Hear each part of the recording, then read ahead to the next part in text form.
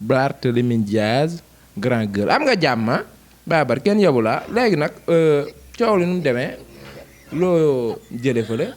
ñu ne ma su ma fayulee 25 millions yooyu dañ may contrainte par corps mooy ci gàttal. waaw. mën naa yeewu suba. man ngaa yeewu suba. gars yi ñëw jàpp ma rek yóbbu ma kaso.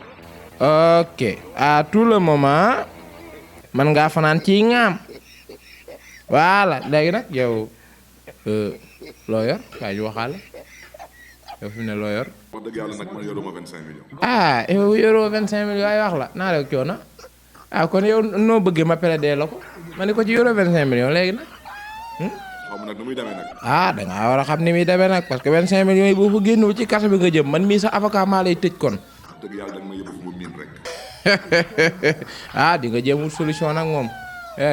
suma xarit yi nee nañu dañuy def cagnotte. yalwaan dagan na cagnotte kenn moomu ko. kon Baye Bar da ngay mujj yalwaan. dañuy cotiser. lala sa xarit yi dañ lay yalwaanal dañuy cotiser Barthélémy Dias sonn nga nag. wax dëgg yàlla tey am naa doo métti. vraiment man dégg naa sax yow yoroo sax benn bâtiment sax wala benn néeg sax bu nu mën a saisir. ñoom xam nañ ko am naa kër Bambilor fële ci cité Akis. mooy kër gi sa ngalub néegu ñaxi ne. maa ngi jënd kër gi ëpp na xaw ma ay 8 ans xaw ma 9 ans. kër googu jërul sax 25 000 naa rek coono ma ni yoroo amoo beneen pexe. dem nañ ci compte yi mais compte yi amul xaalis.